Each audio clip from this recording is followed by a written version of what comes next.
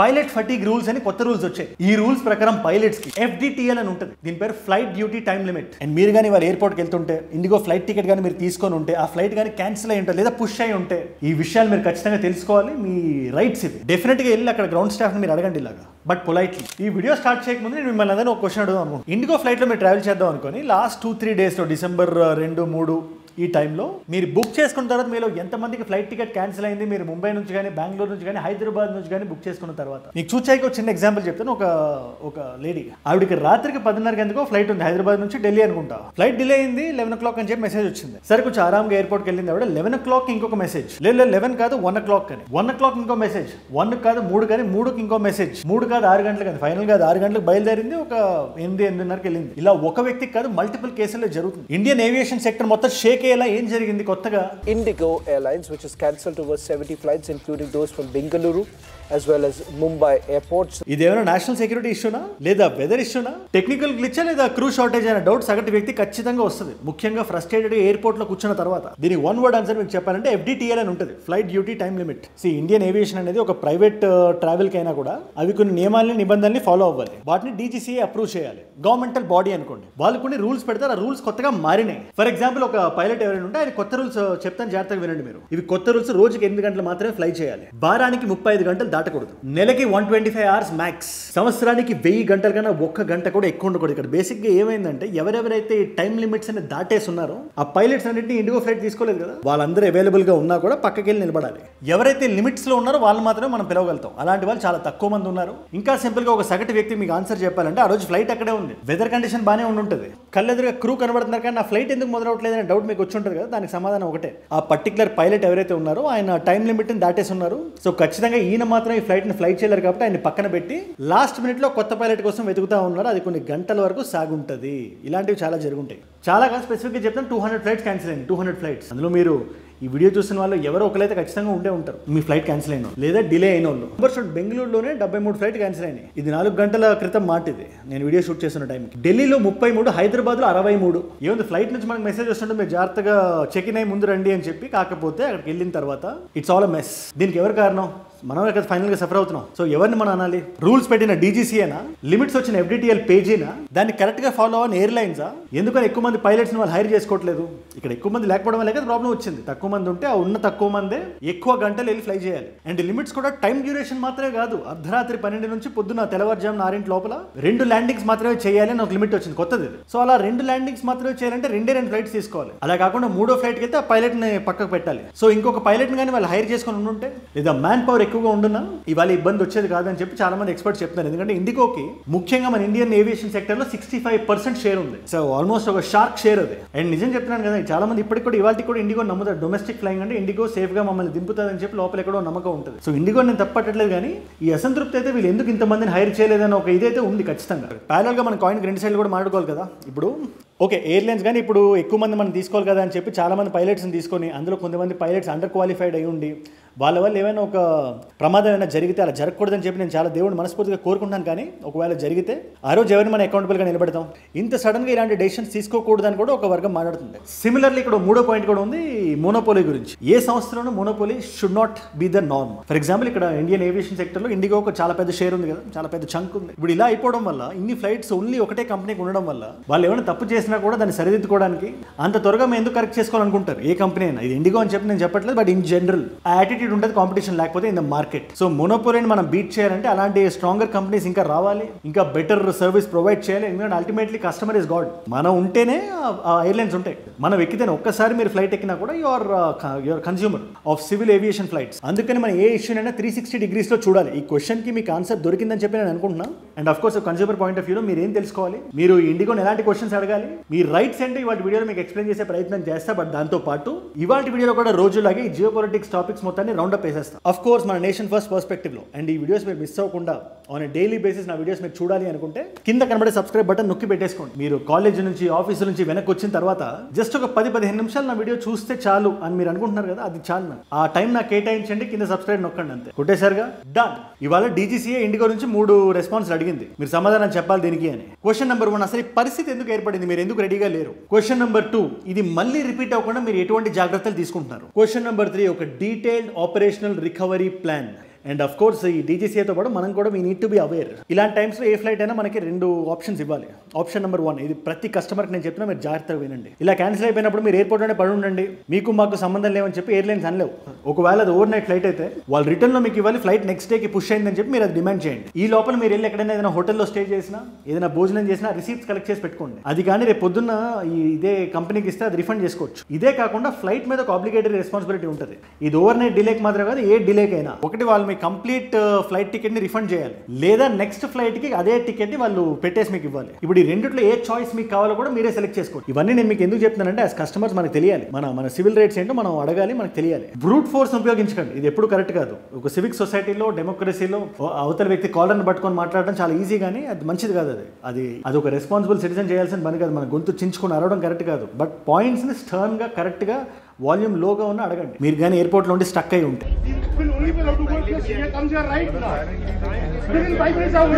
లేదా మీరు అదే ఎయిర్పోర్ట్లో ఉన్నా కూడా వాళ్ళు మీకు కరెక్ట్గా మీల్స్ అండ్ రిఫ్రెష్మెంట్స్ అయినా కనీసం ఇస్తున్నారా లేదా మీరు చూడండి.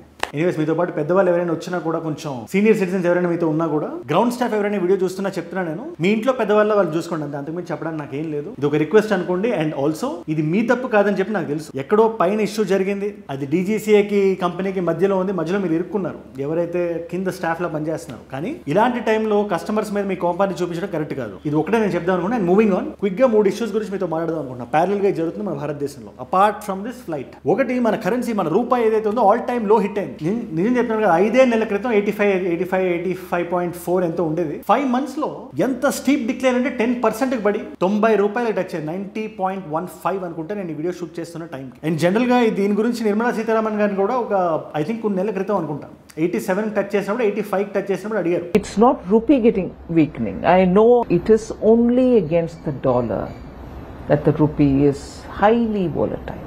అప్పుడు కూడా అది రికార్డ్ లో అది. బట్ దానికి ఆవిడ చెప్పిన సమాధానం అగైన్ పీపుల్ కంప్లీట్ గా డివైడ్ అయిపోయి ఉన్నారు. సరే, ముందు ఆవిడ ఏం చెప్పారంటే మన రూపాయి వీక్ అవడం కాదు, అమెరికన్ డాలర్ స్ట్రాంగ్ అయింది అని. సో దానికి ఇటుపక్క సగం ఉండే వాళ్ళు ఏమంటారంటే, ఆవిడ చెప్పింది కరెక్టే కదా, మీరు యూరోతో రూపాయిని కంపేర్ చేయండి, ఎంతో రూపాయిని కంపేర్ చేయండి, లేదా యువాన్తో రూపాయిని కంపేర్ చేయండి, అది అంతే ఉంది. డాలర్ తో కంపేర్ చేస్తే మాత్రం ఎందుకు తగ్గిందంటే ఓన్లీ అది డాలర్ స్ట్రాంగ్ అవడం వల్ల. సో దట్స్ ఓకే అంటారు. లేదు, ఇటుపక్క ఉండే వాళ్ళు ఏమంటారంటే అది మన అసమర్థత, అది దాన్ని కప్పిపుచ్చుకోవడానికి ఆవిడ అలా మాట్లాడుతున్నారు. అగైన్ అప్పుడు ఆ టైంలో ఆవిడ చెప్పింది ఒక పర్సెంటేజ్ వరకు నిజమే అవ్వచ్చు, కానీ ఇవాళ డాలర్ తో మాత్రమే కాదు కంపేర్ చేస్తే, వేరే కరెన్సీస్ తో కంపేర్ చేసినా మనం తగ్గింది, అది మనం ఒప్పుకోవాలి. ఇవాళ it's something that it's very sad, but that's true. దీనికి ఏంటి కారణం అని మనం కొంచెం ఆరా చేస్తే మల్టిపుల్ రీజన్స్ ఉన్నాయి. అండ్ మేజర్ గా జియోపొలిటికల్ ఎక్స్పర్ట్స్ ఏం చెప్తున్నారు, ఏదైతే మన మీద 50% టారిఫ్ ఉందో దానివల్ల మన భారతదేశంలో ఉండే ఎక్స్పోర్టర్స్ ఎవరైతే ఉంటారో వాళ్ళు ఎక్స్పోర్ట్ చేయాల్సిన సరుకు ఏదైతే ఉంటుందో వాళ్ళు అమెరికాకి తీసుకెళ్ళి అమ్మలేరు. కాంపిటేటివ్ మార్కెట్ అది. 100 రూపాయలది 150 రూపాయలు చేసేస్తే అదే సరుకు 100 రూపాయలకి ఇంకొక దేశం నుంచి వెళ్ళి అమ్ముతుంటే వాళ్ళు కొనేస్తారు. సో ఈ 150 రూపాయలు అని బిల్ వేసిన 100 రూపాయల సరుకును మనం వెనక్కి తీసుకురావాలి. ఇంకేదైనా దేశానికి వెళ్ళి అమ్మగలగాలి. అది ఆఫ్రికా అవనివ్వండి,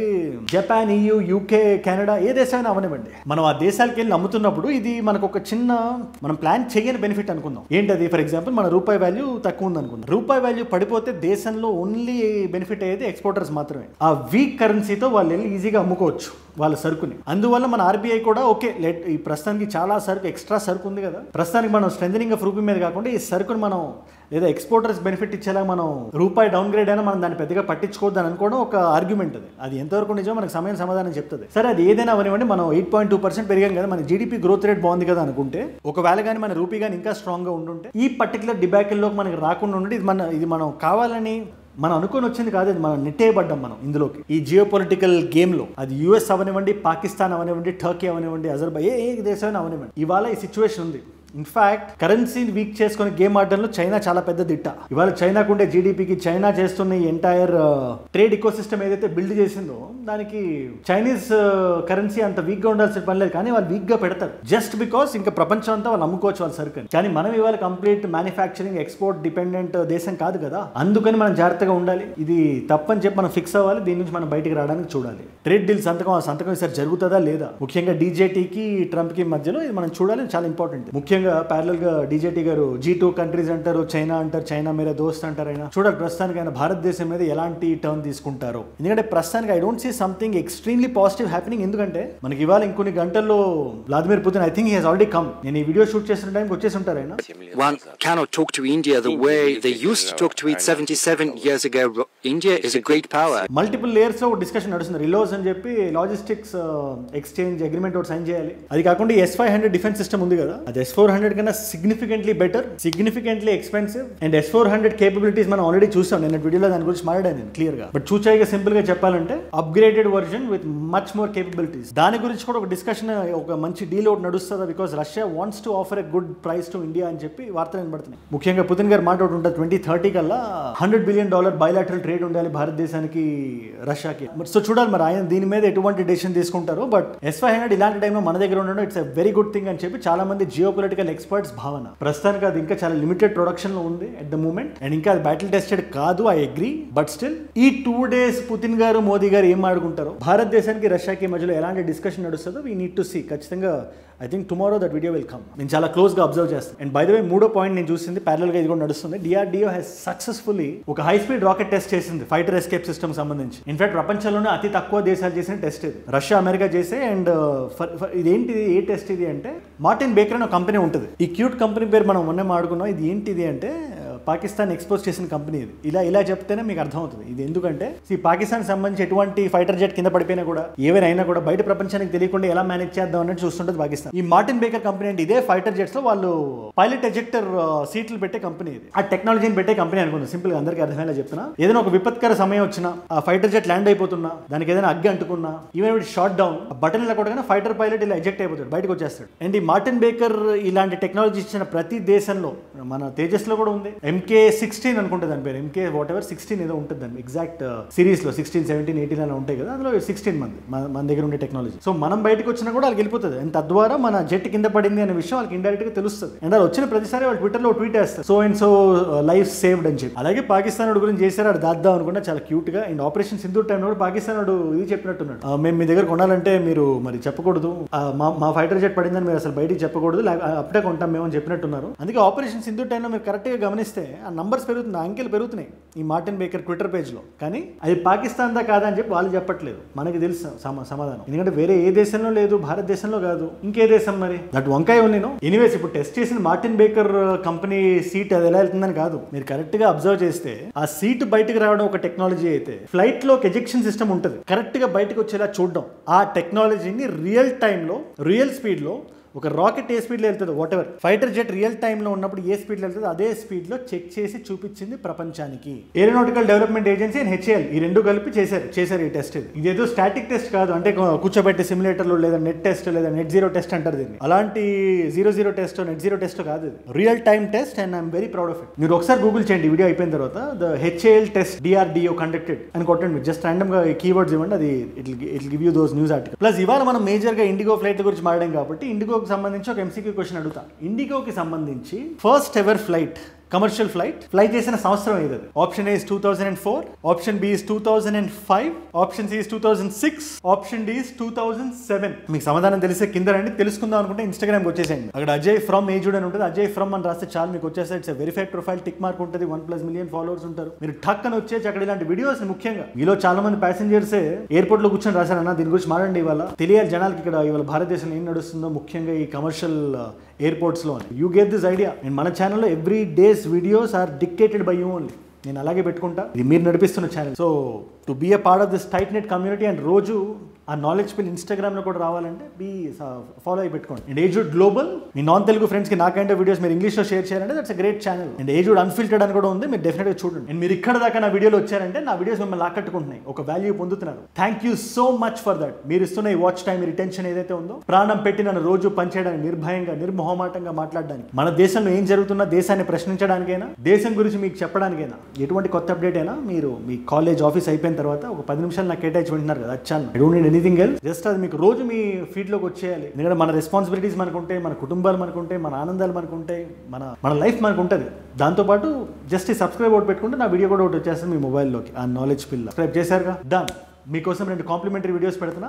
ఈ video it's a geopolitical topic, but Russian president Vladimir Putin గారు ఆయన భారతదేశానికి రాకముందు నేటో గురించి కానీ ట్రంప్ గురించి కానీ ఒక చాలా పెద్ద స్టేట్మెంట్ ఇచ్చారు, వైల్డ్ స్టేట్మెంట్. అది మనల్ని షాక్ చేసింది.